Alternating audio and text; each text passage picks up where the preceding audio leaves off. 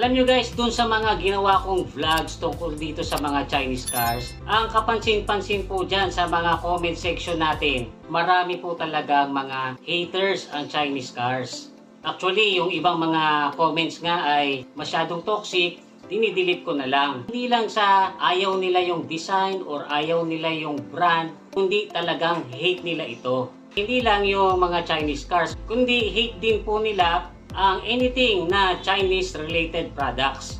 So ano po kaya ang pinaguhugutan nitong mga haters ng Chinese cars? Sa pagbabasa ko po ng mga comments nila, ang pinakarason na napansin ko ay geopolitical ang dahilan. Kasi guys, hindi naman po kaila sa atin na ang Pilipinas at saka China ay mayroong matagal-tagal ng alitan tungkol sa agawan ng teritoryo sa West Philippine Sea. Ginigiit ng Chinese government na yun daw 9-dash line ang kanilang pag-aari. Umiikot na dyan ang kanilang Chinese Coast Guard at nangingisda na rin po dyan ang maraming mga Chinese fishing vessels. Ang masakit nito ay hindi nila pinapayagang makapangisda dyan yung mga kababayan nating mangingisda. Siyempre, sinong Pilipino ba naman ang hindi maiinis? Kapag ganyan ang mapapunod mo sa balita na binubuli tayo ng mga dayuhan dito mismo sa sarili nating bayan. Kaya hindi rin po ako nagtataka na dun sa mga vlogs ko about Chinese cars ay may mga haters na nag-comment na wag daw bibili ng Chinese cars or kahit anong Chinese products. Dahil yung kikitain daw dyan ng China